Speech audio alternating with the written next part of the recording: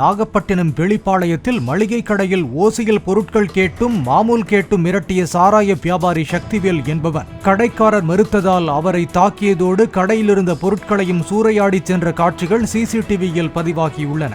கடை உரிமையாளர் பாஸ்கர் கொடுத்த புகாரின் பேரில் சக்திவேலை போலீசார் தேடி வருகின்றனர்.